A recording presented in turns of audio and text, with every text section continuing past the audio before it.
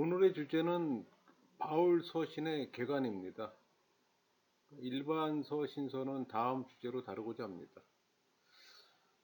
바울 서신은 바울이 썼기 때문에 바울 서신이라고 얘기를 하죠.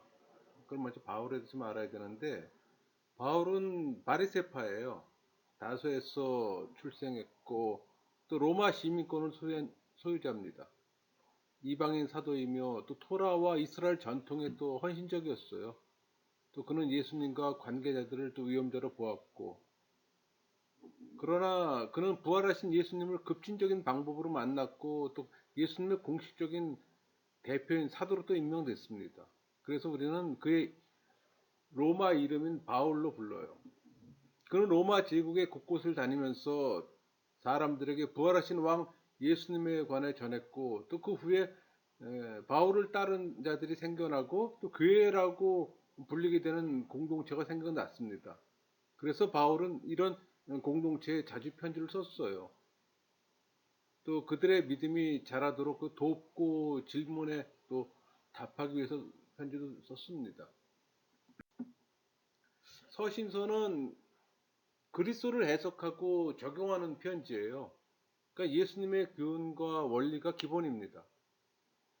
21개의 서신서들은 사도들의 영감받은 편지들과 또 주님의 진리를 교회에 전하기 위해 우리 주님에 의해 또 선택된 편지들도 이루어졌어요.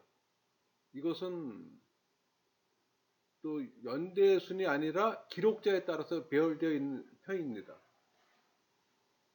그러니까 바울은 13개의 편지를 썼잖아요. 근데 9개는 교회에 썼다면은 4개는 개인들에게 쓴 겁니다. 빌레몬, 디모데전서, 디도서, 디모데후서가 되겠죠. 그러니까 일반 서신은 우리 공동 서신이라고 하는데 야고보, 베드로, 요한, 유다에서 기록되어 있어요. 그래서 오늘은 바울 서신만을 다루고자 합니다. 여러분, 서신서를 읽을 때 가져야 하는 기본적인 자세는 나 자신이 서신의 수신자가 되어야 합니다. 교회들에게 혹은 사역자들에게 충고 또는 메시지를 전달하기 위한 겁니다. 그러니까 단번에 일반 편지를 읽듯이 끝까지 읽는 것이 무엇보다도 중요해요. 또 서신에 기록되어 있는 그대로 또 먼저 이해해야 합니다. 서신의 서신서들의 목적과 성격을 구분해 놨는데, 교리서신, 교정서신, 격려서신, 통보서신, 경계서신, 당부서신, 권면서신, 지도서신, 이런 식으로 구분해 봤습니다. 여러분, 바울 서신서는 1차, 2차, 3차, 4차, 5차 이 전도 여행 중에 쓰여진 편지기에 사도행전이 배경이 됩니다. 우리 바울 서신을 한번 정리하면은 갈라디아서, 에베소서, 빌립보서, 골로새서, 그 앞에 고린도서하고 로마서가 있잖아요. 반면에 그 뒤에는 데살로니가 전후서가 있습니다. 그러니까 바울은 이렇게 7교회에 편지를 썼어요. 그러니까 데살로니가 주제는 재림의 비중을 두고 있고, 앞에 있는 두 서신서 로마서와 고린도서서는 이 네 권의 갈라디아, 에베소, 빌립보, 골로새서 네 권의 기초가 되는 겁니다. 그 때문에 이 네 권, 이 바울 서신의 기둥을 이루는 엑기스예요. 각 서신의 배경의 차이점을 보는 것도 유익합니다. 그러니까 바울이 방문하지 않은 교회의 서신서는 골로새서와 로마서입니다. 물론 로마는 이후에 방문했어요. 그리고 가장 오래 머물렀던 교회는 에베소이고, 그 다음이 고린도죠. 그러니까 에베소가 3년이 되면 고린도는 한 1년 6개월 정도 됩니다. 그러니까 도시의 교회들이 아닌 지역을 대상으로 기록한 것이 있다면 그건 갈라디아서입니다. 갈라디아 지역 전 지역의 대상으로 쓴 편지죠. 그러니까 로마서는 이 바울 서신의 뿌리 같은 존재예요. 그러니까 고린도서는 줄기라면 다른 서신서들은 가지와 같고, 빌레몬서는 그 열매입니다. 그러니까 로마서부터 데살로니가 후서까지는 교회들에 대한 충고와 교리에 대한 내용이라면, 이 디모데 전후서와 디도서는 교회 치리에 대한 이론적인 내용들이 담겨져 있어요. 반면에 이 빌레몬서는 좀 더 실제적인 응용 분야, 그러니까 성도 간의 화평을 이루어가는 그 지도자로서의 중재 역할을 보여줍니다. 이것을 그림으로 표현하면은 이런 식이에요. 그러니까 로마서는 교리서로 바울 서신의 뿌리 같은 존재입니다. 반면에 고린도서는 기둥이에요. 그럼 다른 서신서들은 가지라고 한다면 빌레몬서는 그 열매가 되는 겁니다. 그러니까 이런 개념을 갖고 여러분들이 바울 서신서를 읽어야 바른 이해함이 형성돼요. 바울 서신은 세 가지로 분류합니다. 여행서신, 옥중서신, 목회서신. 갈라디아, 데살로니가 전후서, 고린도 전후서, 로마서는 여행서신이죠. 그리고 이제 로마 옥중에 갇혀서 쓴 편지는 빌레몬, 골로새서, 에베소서, 빌립보서. 그다음에 목회서신은 목회자에게 보낸 편지죠. 디모데 전후서고 디도서. 그러니까 디모데하고 디도서에게 보낸 편지죠. 로마서부터 시작해 볼까요? 그 로마서는 실제로 바울이 사도가 된 후에 나중에 기록했어요. 그러니까 3차 전도 여행 때 기록된 거죠. 그러니까 바울이 기록한 편지들 중 가장 길고 또 중요한 편지예요. 아까 교리서신이라 그랬잖아요. 그러니까 바울 신학의 초석이자 또 신앙생활의 반석이에요. 그러니까 오직 믿음에 의한 구원을 강조하는 이 체계적인 복음 진술서입니다. 그러니까 1장부터 그 8장까지는 교리적이라 하려면 9장부터 11장은 섭리적이고 12장에서 16장까지는 실천적이에요. 그러니까 바울 서신에 있어서 기본적인 책이 되는 겁니다. 이 기독교 근본 교리를 조리 있게 해설한 이 조직 신학 그렇게 볼 수가 있죠. 그러니까 사도들로부터 직접 가르침을 받지 못한 로마 교회에 기독교 신앙의 기본 교리, 그러니까 인류의 죄와 인간의 상태, 예수님의 구원, 뭐 구원받은 삶 이런 것들을 체계적으로 설명할 필요가 있었던 거예요. 그 당시 로마 제국은 지중해 중심으로 해서 패권 국가였잖아요. 그 패권 국가의 도시였어요. 그건 수준도 상당히 높았어요. 믿는 사람이나 믿지 않는 사람들. 그러니까 그 사람들에게 구원의 교리를 체계적으로 바르게 보낼 필요성을 느꼈던 겁니다. 그래서 상당히 조직적으로 논리적으로 써진 교리 서신입니다. 그래서 여기 보면 표에 구원의 필요성, 구원의 방법, 구원의 확신, 구속의 역사, 구원받은 자의 삶 아주 체계적으로 순차적으로 논리적으로 잘 표현된 거예요. 그러니까 이런 건 여러분들이 읽을 때 로마서를 읽을 때 이런 걸 참고로 해서 읽을 필요가 있어요. 내가 지금 읽고 있는 건 구원의 필요성이구나. 그 필요성에서는 양심 율법이 베이스가 되는 거고 구원의 방법은 이신칭에 의해서 이루어진다. 또 구원의 사랑은 하나님 사랑, 예수 그리스도 연합, 성령의 내주함이 있을 때 구원을 확신할 수가 있다. 또 구속의 역사는 유대인, 이방인, 유대로 다시 되돌아가게 된다는 거. 지금 유대에서 이방으로 우리한테 왔잖아요. 그게 다시 유대로 가야 되는 겁니다. 그리고 구원받은 자의 삶을 어떻게 살아야 되는 건가. 그런 내용들이 그 아주 논리 정연하게 잘 쓰여져 있어요. 그래서 구원의 우리가 여정, 그 구원에 대한 확실한 어떤 논리적 근거는 이 로마서를 보면은 전부 답이 나옵니다. 이 고린도에 있던 그 사도 바울이 로마에 있는 그리스도인에게 쓴 편지잖아요. 사실 바울의 계획은 로마를 갔다가 땅끝인 저 서바나로 가려고 그랬었어요. 그래서 로마는 이미 복음을 받았으니 이 일에 나와 짐을 나눠서 너희들이 동참해다오. 그러니까 내가 선교할 때 너희들이 후방 부대가 되어다오. 뭐 이런 식의 의도를 가졌던 편지이기도 합니다. 그러니까 3차 전도 여행 중 사역을 정리하면서 다시 한번 복음이 무엇인지를 최종 정리할 필요를 느꼈을 겁니다. 그래서 작성했던 거예요. 그러니까 로마서를 통해 이 바울 신학을 잘 이해할 수가 있습니다. 자신의 인물을 복음 증거로 명확히 밝히고 또 말미에 로마와 서바나의 복음 증거를 또 강조했어요. 그러니까 로마서를 복음을 키워드로 접근해야 합니다. 그러니까 로마서는 복음에 관하여 아주 논리적으로 또 체계적으로 설명한 교리서신이라 했잖아요. 그러니까 쉽게 접근하면 안 되는 얘기예요. 교리서신이기 때문에. 또 로마서에 나와 있는 교리만 여러분들이 정리만 해도 뭐 상당한 조직 신학에 아니 뭐 조직 신학에보다 교리에 대해서는 정리가 다 되는 겁니다.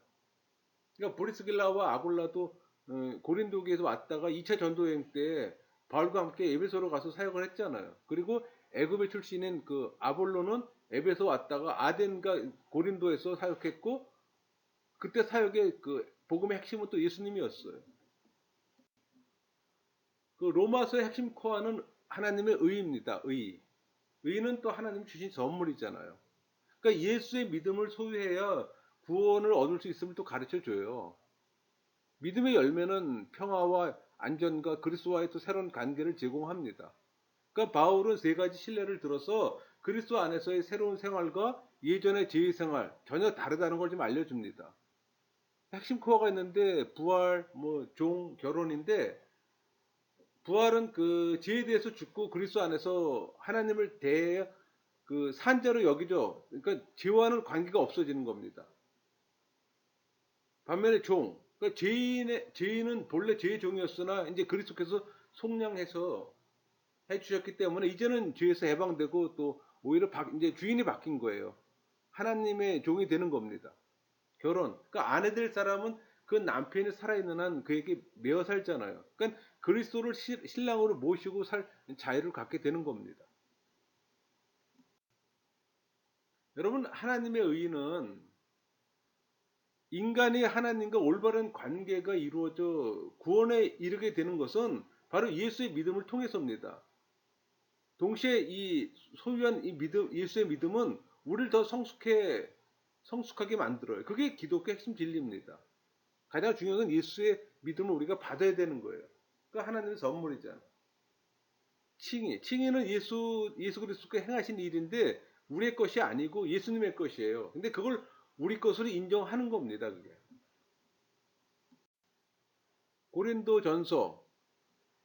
고린도 교회는 우상 숭배와 타락의 도시였습니다. 어느 정도였냐면은 아프로디테라고 해서 그 산 위에 있는 제단에는 한번 그런 제전이 있으면은 천여 명의 창기들이 있어요. 여사제죠.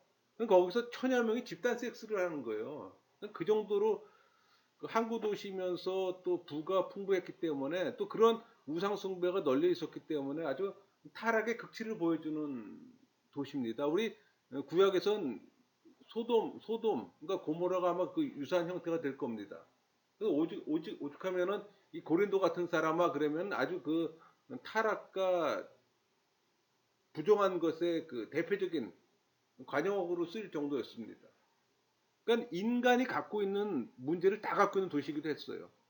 그러니까 고린도 교회에서의 그리스도인들의 잘못된 행실, 뭐 불화, 부도덕, 법률, 소송, 뭐 무질서 이런 걸 교정하기 위해서 기록된 교정 서신이에요.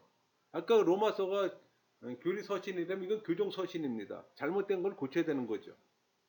그러니까 사도행전에서 18장이 베이스예요. 배경입니다. 그러니까 교회 많은 문제로 성도를 꾸짖고 또 교회 소식과 질문에 답합니다. 그러니까 성도 삶의 길잡이 역할을 해주는 거예요. 여러분 성경의 중요한 공통점이 하나가 회복이잖아요. 그 회복은 사랑을 기반으로 하잖아요. 그러니까 고린도 교회의 문제들을 소재로 고린도 전서에서 다시 한번 복음의 정의를 강론합니다. 그러니까 고린도 교회를 일종의 케이스 스타디 샘플로 보는 거 그렇게 전개를 하는 거예요. 그래서 로마서의 워크북이라고도 합니다. 그러니까 로마서 다음에 배치한 이유 중에 하나이기도 해요. 그러니까 에베소 두란노 서원에서 말씀을 강론하던 시기에 쓴 것으로 추정합니다. 여러분 인간사 모든 문제를 복음으로 반응하는 거예요. 이 고린도 전서 같은 경우는. 그러니까 사도 바울은 그들이 믿고 말하는 대로 살아가지 않음을 또 보여줍니다. 그러니까 모든 영역에서 이 복음의 렌즈를 통해 어떻게 생각해야 하는지를 배울 수 있는 편지예요. 뭐 개인주의, 인본주의로 발생한 이 모든 문제를 신본주의 관점에서 해결해야 함을 또 알려줘요. 근데 그것은 성령의 지배 없이는 그 어떤 문제도 해결되지 않음을 또 가르쳐 줍니다. 여러분, 그리스도인에게는 성령 세례는 절대적인 거예요. 성령 세례 없이는, 성령의 내주함이 없이는 신앙생활을 할 수가 없습니다. 변화가 일어나지도 않고. 그래서 교회에 많은 종교인들이 변화되지 않는 이유가 바로 그거예요. 그러니까 종교인으로 머무는 거예요. 이 고린도 교회도 마찬가지입니다. 이 고린도 교회도 상당수의 많은 사람들이 종교인의 수준에 머물러 있는 겁니다. 여러분 교회 중심은 예수님이 있잖아요. 복음은 예수님이 누구인지 무슨 일을 했는지 그런 거에 관해서 아는 것을 말합니다.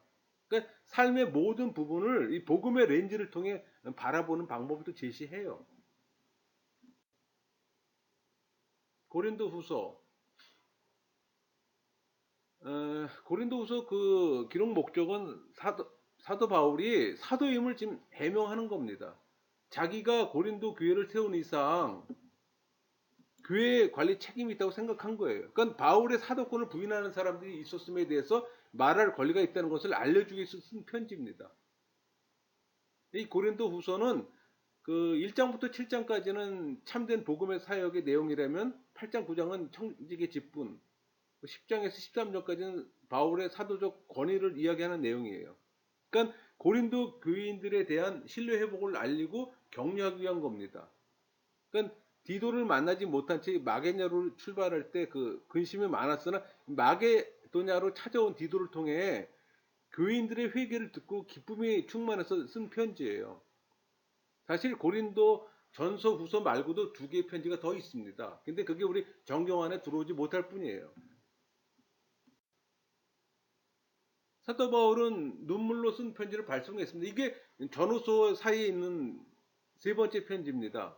그러니까 이 눈물의 편지 쓰고 나서 이 모든 조치들이 세워진 대부분의 고린도인들은 그들의 오만함을 깨닫고 또 바울에게 용서를 구하고 또 화해하기를 원했어요. 그래서 사도 바울은 사랑과 헌신을 보여주기 위해서도 후서를 썼던 겁니다. 그러니까 사도 바울의 삶 속에 들어가는 독특한 창을 보여줘요. 그리고 우리 앞에는 그 십자가 역설에 놓여 있습니다. 이것은 여러분 그 예수를 믿는다는 자체가 이 십자가의 역설이에요. 일반 사람들은 쉽게 이해할 수 없는 부분입니다. 십자가는 우리의 가치관과 세상을 바라보는 우리 가치에 도전을 줍니다. 보통 성공이나 교양, 부요함을 높이 평가하잖아요. 그러나 하나님은 겸손과 약함을 같이 있게 보세요. 왜냐하면 그분의 사랑과 능력은 예수님의 죽음과 부활을 통해 알려졌기 때문에. 또 십자가는 성령을 통해 변화시켜요. 그러니까 예수님의 십자가 삶의 방식을 취해 자신의 것으로 삼도록 노력해야 하는 겁니다. 갈라디아서는 이신득의 복음을 이야기합니다. 이 말은 무슨 얘기인고 하니 예수의 믿음으로 말미암아 의로워진다는 이 복음 진리를 수호하기 위한 목적으로 기록된 서신서예요. 그러니까 갈라디아서, 그러니까 율법과 복음을 혼합하는 오류를 반격합니다. 그러니까 갈라디아가 첫 번째 그 갈라디아 1차 전도 여행에서 갈라디아 지역을 돌고 왔잖아요. 근데 돌고 왔는데 그 사이에 율법 학자들이 들어가서 사도 바울이 전한 복음을 아주 혼합시켜 버리는 거예요. 그건 사도 바울 입장에서는 절대적으로 받아들일 수 없는 거잖아요.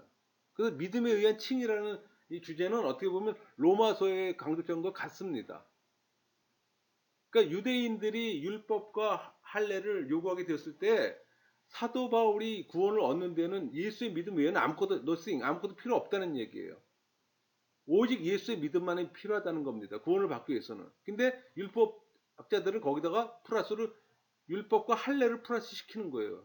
그거는 사도 바울의 입장에서는 수용할 수가 없는 거죠. 그러니까 종교개혁자 루터와 같이 유대교를 박차고 일어나는 독립선언서예요.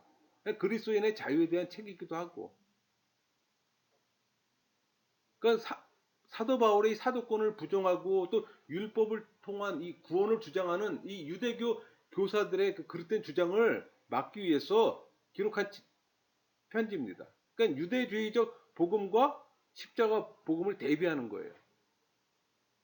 여러분 성령의 열매는 9개가 아닙니다. 하나입니다. 갈라디아 성령의 열매가 나오잖아요. 다만 크고 작고의 문제예요. 이 9개가 하나로 뭉쳐져 있다는 얘기입니다. 그러니까 인간의 의지나 노력으로 불가능하고 오직 성령의 지배를 받을 때 성령에 의해 행해질 때만 가능한 겁니다. 그러니까 성령 세례 받지 않은 사람에게는 성령의 열매가 나올 수가 없죠. 종교인에게는 아무 의미 없는 공허한 메아리일 뿐입니다. 강단에서 아무리 성령의 열매를 선포해도 종교인에게는 해당 사항이 없는 거예요. 근데 문제는 많은 사람들이 자기는 종교인이 아니고 신앙이라 착각 속에 살아요. 상당수의 대부분은 전부 다 종교인인데. 여러분 성령의 9가지 열매 이 시작이 사랑임을 여러분들을 유념해야 합니다.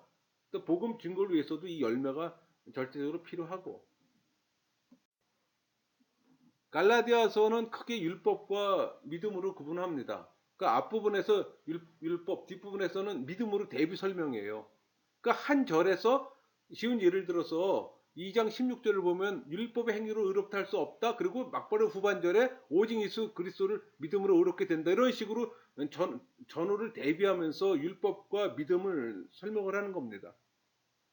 이 갈라서의 지필 동기는 사도 바울의 사도권을 정당성을 밝히기 위함이었어요. 그러니까 자신이 전한 이 복음의 정당성을 입증하기 위해서는 자기가 사도권을 인정받아야 되잖아요. 내가 사도로 인정받지 않게 되면 내가 선포하는 복음 자체가 인정을 못 받기 때문에. 그러니까 믿음으로 의롭게 됨을 밝히기 위함도 있고, 또 참된 성도는 율법에서 자유케 됨을 또 밝히기 위한 목적도 있었습니다. 그러니까 복음이 다민족으로 구성된 자들을 예수님과 아브라함에 속한 새로운 가족을 만드는 것으로 주장했어요. 또 이 신득이 복음의 정당성에 대한 또 신학적 변증의 내용이기도 합니다. 그러니까 이 신득이로 인한 그 자유의 바른 사용과 이 복음이 성령의 능력과 임재하심으로 어떻게 사람들을 변화시키는지를 보여줘요. 그러니까 전체적으로 이 갈라디아 교회의 혼란성을 염두에 두고 더불어 그릇된 교훈을 전하는 이 율법주의 경향을 진 이 거짓 교사들의 주장에 대항하는 이신득이에 대한 변증서입니다. 교정서신이고 또 전투적 내용이 또 언급되어 있어요. 에베소서, 이미 한올의 시민권을 그리스도와 함께 갖고 있는 각처의 성도들을 격려하는 편지입니다. 이 배경은 사도행전 18장에서 20장이에요. 주제는 교회와 몸을 세우는 겁니다.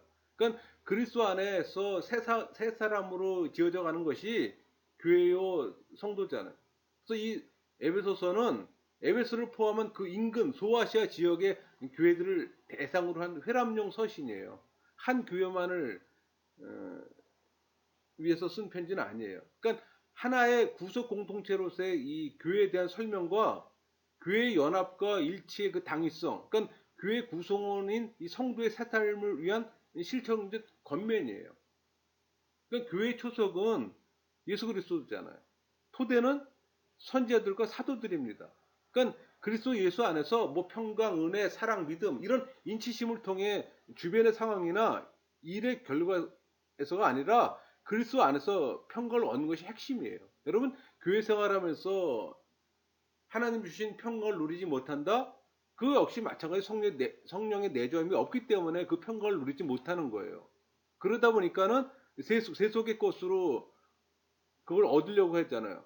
물론 세속의 그 물질이 주는 편안과 안락도 있습니다. 그러나 그거는 그런 편안과 안락은 하나님 주신 평강하고는 샬롬하고는 비교할 수가 없는 거죠. 나로 하여금 예수님이 그리스도이심을 믿게 하는 것이 은혜잖아요. 그러니까 이 은혜에 의해서 또 예수의 믿음을 선물로 받고 또 이 믿음을 통해 구원을 얻는 겁니다. 그러니까 여러분 그래서 이 교리가 어느 정도 기본적인 교리가 체계화되면은 성경을 해석하는데 엄청 도움이 많이 돼요. 근데 그 교리에 대한 정립이 안 되면은 성경 해석이 항상 틀리게 되는 거죠. 여러분 그리스도 안에서 새 사람으로 지어져 가는 것이 교회고 성도입니다. 그러니까 이 에베소서는 에베소를 포함한 그 인근 소아시아 지역을 대상으로 쓴 편지라고 그랬잖아요. 근데 여러분 이 회라물이 본서를 기록했는데 그 이유는 교회를 향한 하나님의 목적을 잘 이해할 수 있도록 하기 위함이에요. 그러니까 하나의 구속 공동체로서의 교회에 대한 설명과 뭐 교회 연합, 뭐 일체 당위성, 그리고 교회 구성원인 성도의 새 삶을 위한 실천적 권면이기도 합니다. 여러분 제가 이렇게 표를 만들어 놨지만 이걸 일일이 다루지 않는 건 여러분들이 나중에 그 성경책을 갖다 놓고서 다시 한번 찾아가면서 줄쳐가면서 보라고 여기다 표 나타내는 겁니다. 빌립보서, 그리스도의 체험의 기쁨을 강조하는 편지입니다. 그러니까 배경은 사도행전 16장이 되겠죠. 이 기쁨이 핵심 코어예요. 그러니까 그리스도의 종, 흠없는 자녀가 주 안에서 기뻐하라는 교정 서신입니다. 그러니까 바울은 서신의 시작을 종으로 시작해요. 겸손하라는 의미입니다. 그러니까 이 빌립보 교회는 바울 사역을 가장 열심히 후원한 교회예요. 그러니까 바울 사역의 핵심은 예수 그리스도 안에 누리는 기쁨, 샬롬이 있잖아요. 그러니까 유럽에서 첫 번째 개척한 교회예요, 빌립보. 그래서 거기서 우리 로디아는 여자가 첫 성도였잖아요. 그러니까 디아스포라 유대인이나 헬라인, 로마인이 함께 모여서 또 시작한 교회이기도 합니다. 근데 여러분, 부자는 부자대로, 로마인은 로마 시민을 자비심으로 자연스럽게 자신을 드러내다 보면 갈등이 생기잖아요. 그런 부분을 또 타치하고 있어요. 짧은 반성적인 에세이 시리즈로 배열되는데, 글들은 2장에 있는 하나의 시를 중심으로 돌고 있습니다. 시는 성육신, 삶, 죽음, 부활과 승천의 이야기를 예술적으로 들려줘요. 그런 다음 각각의 짧은 장면들 안에서 바울은 그 시로부터 핵심 아이디어를 취해서 그리스도인으로 살아가는 우리에게 예수님의 이야기를 증언으로 보여주는 겁니다. 그러니까 환경을 초월하는 이 기쁨의 삶을 누리는 비결, 그걸 지금 말하고 있는 거예요. 사도 바울은 옥중에 있지만 대내적으로 어려움을 당하고 있는 빌립보 교회에 기쁨의 권면을 합니다. 그러니까 이러한 기쁨은 그리스도를 위한 고난을 기뻐하는 역설적인 신앙에서 나오는 거예요. 그러니까 사실 이런 기쁨을 얘기할 때 많은 사람들이 쉽게 수용을 못합니다. 근데 여러분, 그거는 수용하지 못한 이유가 아까도 말씀드린 것처럼 종교인이기 때문에 수용을 못하는 거예요. 만약 신앙인이라면 쉽게 그 수용이 가능해요.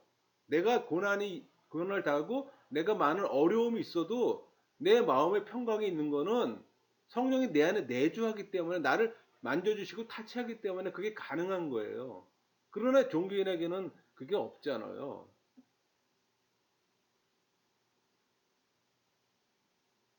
그래서 이 책은 특별히 그리스도인들이 경험하는 기쁨을 이야기해요. 그러니까 빌립보서 핵심은 복음과 기쁨이에요. 그러니까 사도 바울은 하나님과의 관계에서뿐만 아니라 사람들과의 관계에서 복음의 중요성을 역설해요. 또 감옥 생활 속에서 슬퍼하기는커녕 오히려 성도들에게 끊임없이 계속 쏟아나는 기쁨을 보여줍니다. 그가 이런 놀라운 생활을 할 수 있었던 것은 날마다 주님과 깊은 교제를 하고 또 그가 섬기는 교회를 향한 사랑 가운데 있었기 때문에 가능했던 겁니다. 골로새서, 그리스도의 완전한 신성과 참된 인성을 부인한 초기 영지주의자들의 오류를 반격하는 서신서예요. 그러니까 그리스도를 교회와 온 우주의 머리로 강조합니다. 그리스도의 신성, 경배받을 그리스도, 그리스도와 연합한 삶, 그리스도에서 아주 상세히 기록했어요. 그러니까 바울이 직접 방문한 곳은 아니에요. 에바브라가 세운 곳으로 추정합니다. 거긴 빌레몬, 오네시모, 아기뽀 같은 교인들이 있고, 또 골로새서에는 에베소서의 155절 중 75절이 같은 내용이에요. 또 골로새 교회에 침입한 각종 이단, 사상을 막기 위해서 사도 바울은 그리스도의 탁월성과 충족성을 말하면서 그리스도 안에 거할 것을 말하고 있습니다. 특별히 초기 영지주의 오류에 대항하기 위해서 기록했음에도 불구하고 그것은 공개적으로 또는 교묘하게 우리 주님의 완전한 사랑을 부인하는 모든 교리에 오늘날에도 똑같은 힘으로 대항해 이야기하고 있어요. 구성과 생각의 흐름은 따라가기 쉬운 구조로 돼 있어요.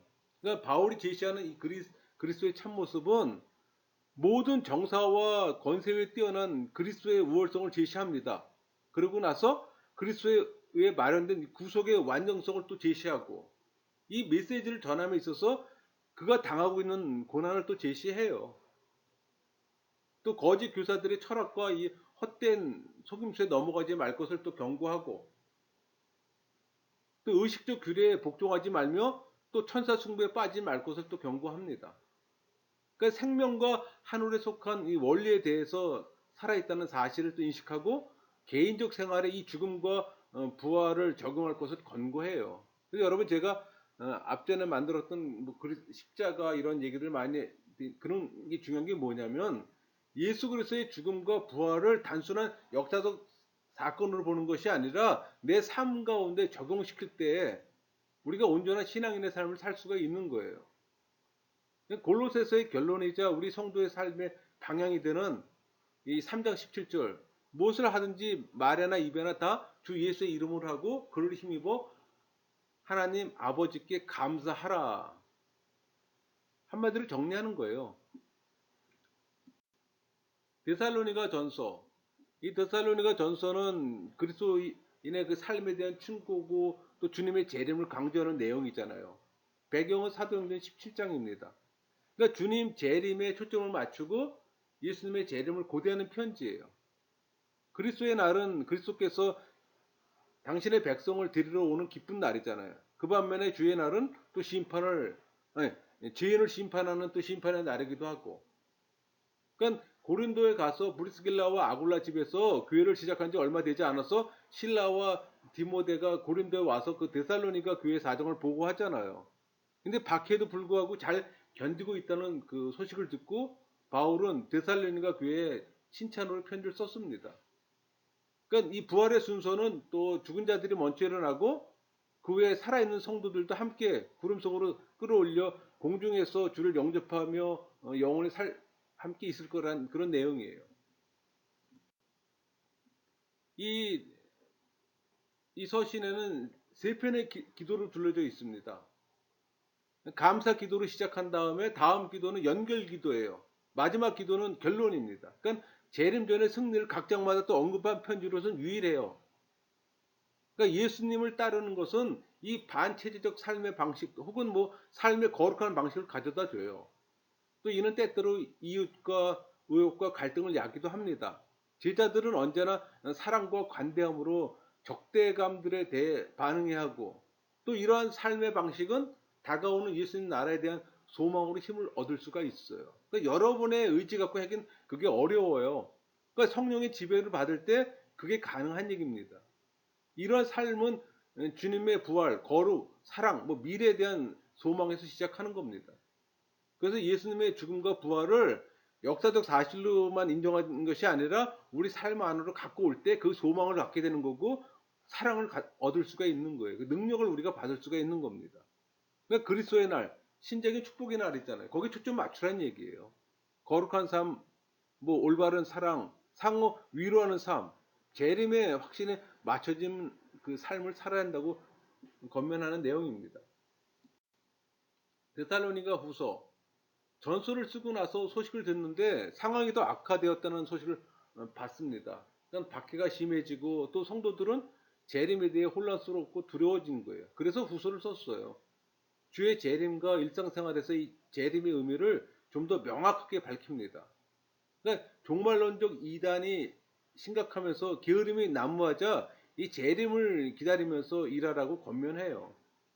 그러니까 고린도에서 1년 6개월 치료하면서 데살로니가로 편지를 썼잖아요. 그러니까 데살로니가 후서는 그 주의 날이 목표입니다. 주의 날은 아까도 얘기했지만 진노와 심판의 날이라.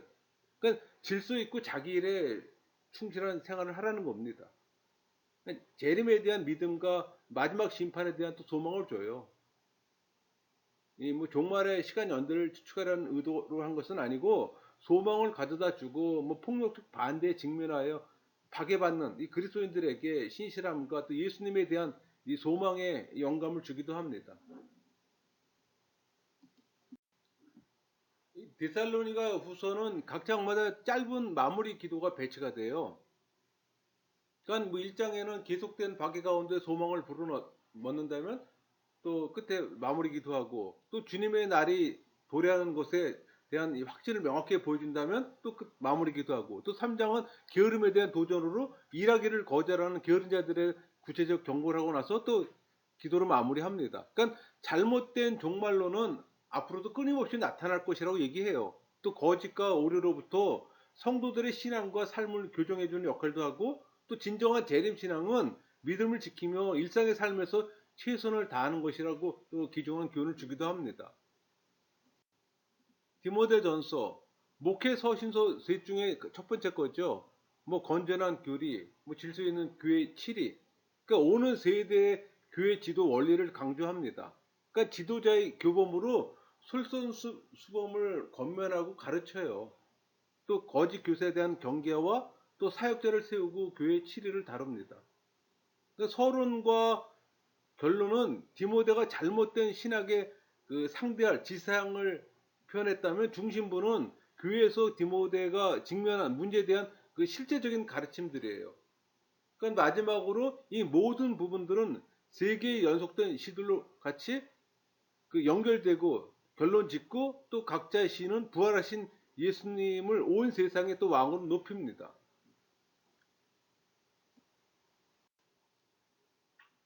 여러분, 수신제가 성도들에게 주는 교훈이에요.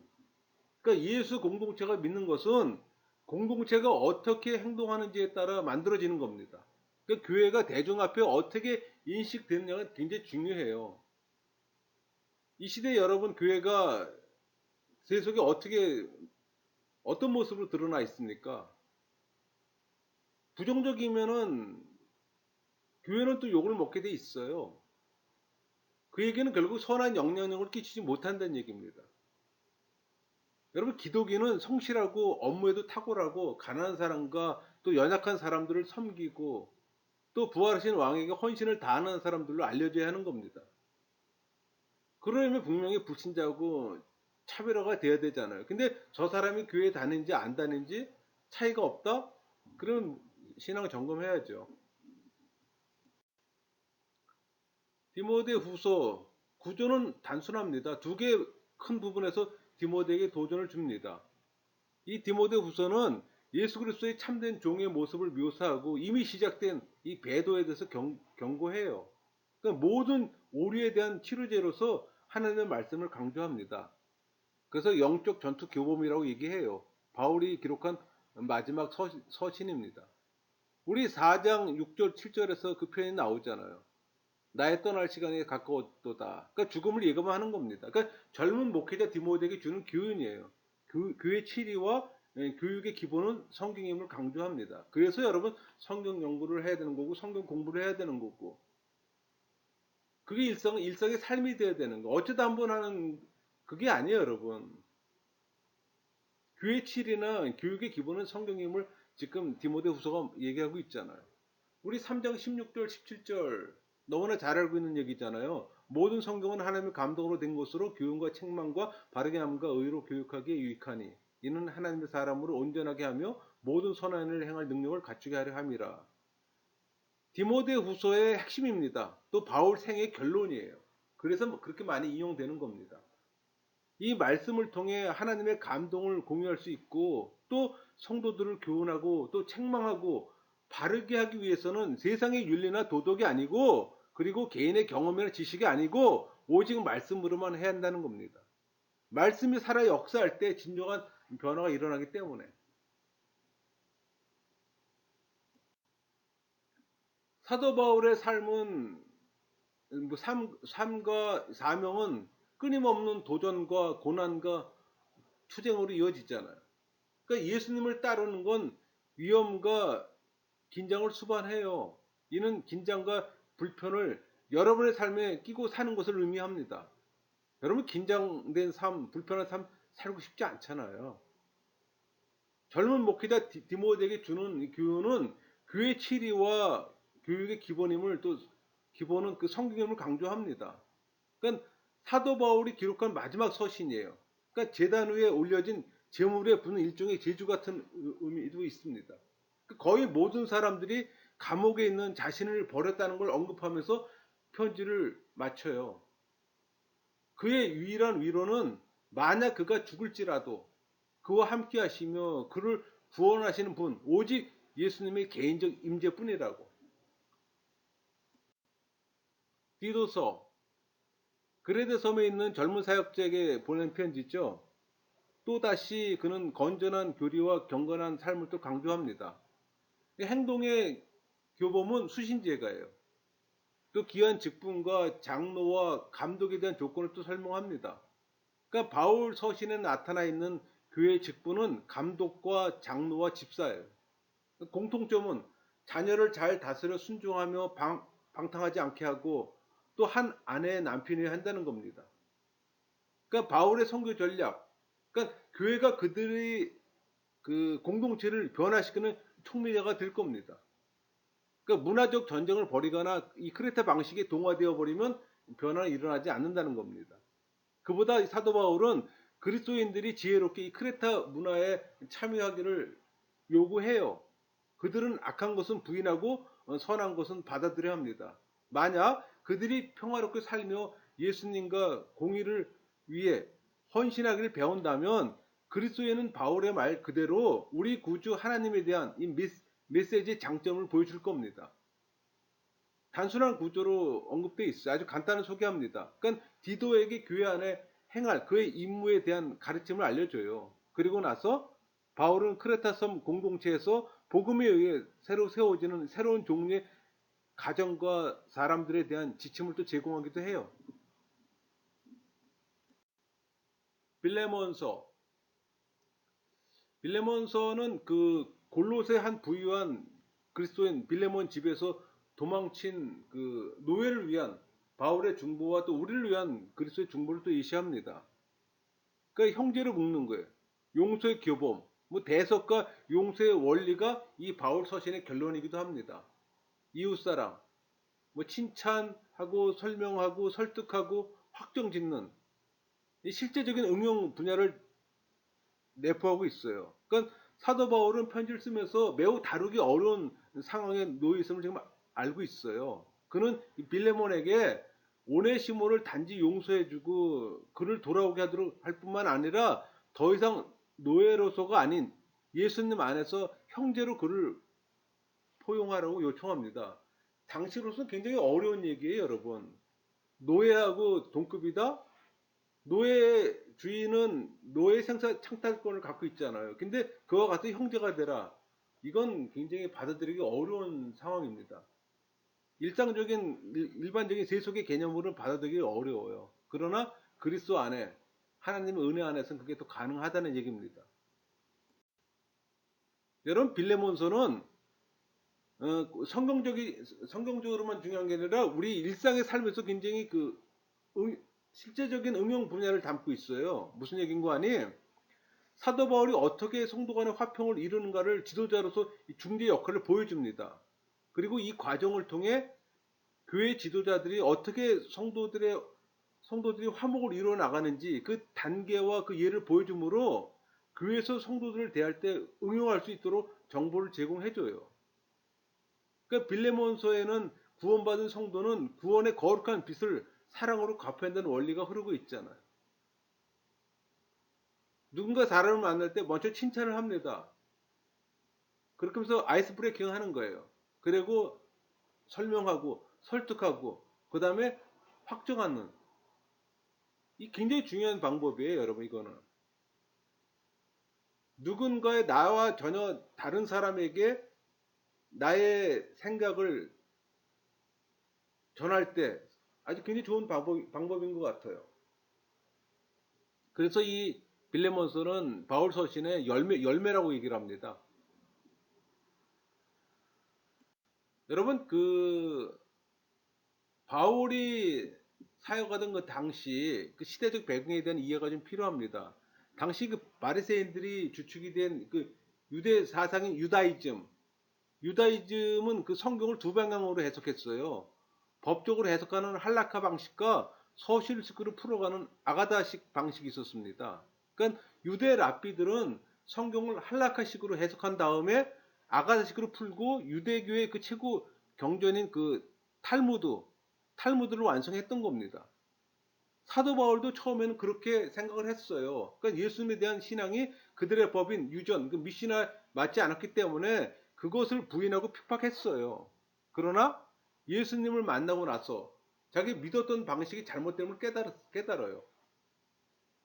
그리고 성경을 푸는 방식, 아가다식을 택했던 거예요. 그건 예수님이 했던 방식이에요. 여러분 사복음서에서 예수님이 사두개와 바리새파 사람들하고 많이 싸웠던 이유가 바로 이 방식입니다. 그들은 할라카 방식을 택했던 거고 예수님은 아가다 방식을 택했던 거예요. 그러니까 법이 우선이냐 사랑이 우선이냐 이런 문제입니다. 이거는. 그러니까는 바리새인의 사두개파는 이 법이 우선이었어요. 전통이. 그러나 예수님에게는 사랑이 우선이었던 거예요. 그러면 당연히 부닥칠 수밖에 없죠. 그러나 이 법으로 한다면 사랑으로 접근하고 사랑으로 한다면 또 법으로 접근해. 그러니까 완전 또 별개도 아니에요. 다만 시작과 결과가 바뀔 뿐입니다.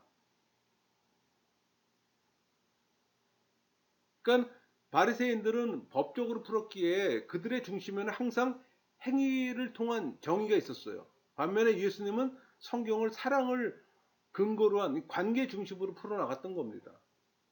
그러니까 사도 바울은 전에는 이 한락화적인 하나님을 알았던 거예요. 그래서 그분은 법적으로 엄격하신 아버지셨고 정의 하나님이었던 겁니다. 그러기에 행위가 중요했던 거예요. 그러나 사도 바울은 새로운 하나님의 모습을 보게 된 겁니다. 그러니까 관계를 중요하게 여기는 이 아가다적 이 하나님, 그러니까 사랑의 하나님을 만난 거예요. 그 하나님은 행위가 아닌 믿음을 보시는 분이잖아요.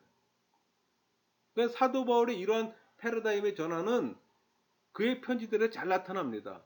그러니까 바울은 편지를 쓸 때마다 법을 먼저 쓰는 것이 아니라 한락화식으로 쓰는 게 아니라 믿음이 왜 중요한가를 자세히 이야기한 다음에 그게 이제 아가다식이잖아요. 그 뒷부분에 가서 그렇기에 이렇게 살아야 한다는 이 법적인 부분을 기록했던 겁니다.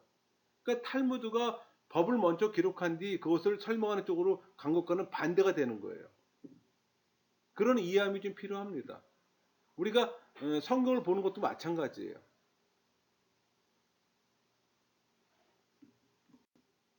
여러분 바울 서신을 우리 같이 공부했잖아요. 그러니까 바울 서신 나무에 물을 주어 자라게 하는 누구인가 이런 질문하게 되면 바로 나 자신이 물을 뿌리고 하나님이 자라게 하는 겁니다. 그러니까 우리는 열심히 물을 뿌리면서 나 자신이 변화돼 사랑으로 가득 차서 좋은 나무가 좋은 열매를 맺듯이 이 사랑의 열매를 맺어 그 열매로 가정을 잘 이루어야 합니다. 이 가정을 통해 복음이 전해지고 또 교회를 이루고 또 성도 간의 교제를 통해 이 땅에서 천국의 기쁨을 누리고 하는 나라가 우리에게 임하는 역사가 일어나는 거예요. 그러나 이 모든 것들이 우리의 노력이나 의지만으로 되는 건 아닙니다. 오직 성령의 사역을 통해서만 가능한 것을 여러분 잊어서는 안 되는 거예요. 그러니까 여러분들 교회 봉사를 아무리 열심히 해도 여러분의 의지나 노력만으로 해서는 아무 의미가 없는 거예요. 거기 성령이 함께 하셔야 되는 겁니다. 여러분의 의지와 노력을 할 때 지치고 번아웃 되는 거예요. 성령이 함께 할 때는 그렇지 않아요. 항상 기쁨이 넘치는 거예요. 똑같은 봉사를 해도 어느 사람은 즐겁게 하는 사람이 있는 반면에 어느 사람은 마지못해 하는 사람들이 있잖아요. 그런 차이에 쉽게 예를 든다면. 그러니까 이런 것들을 깨닫고 알게 하는 것이 바로 파수꾼의 역할입니다. 우리는 그 역할을 성실히 또 수행해야 하는 거고. 때로 이런 삶을 잃어버리거나 약해질 때마다 우리는 또 성찬을 통해서 다시 파수꾼의 역할을 또 되새기고 실천하는 겁니다. 유의할 것은 이러한 파수꾼의 역할을 수행함에 있어서 일 중심이 돼서는 안 된다는 겁니다. 파수꾼은 모든 일을 함에 있어서 사랑으로 해야 되는 거예요. 그걸 철저히 명심해야 합니다. 때로는 사랑과 성취가 충돌할 수도 있어요. 믿음을 세우는 것과 목표를 이루는 것과 사랑이 충돌할 수밖에 없어요. 그럴 때 파수꾼은 반드시 사랑을 선택해야 합니다. 이것이 성경이 우리에게 주는 교훈이에요. 이처럼 바울 서신은 파수꾼의 이야기자 파수꾼의 지침서예요. 강의를 마치겠습니다.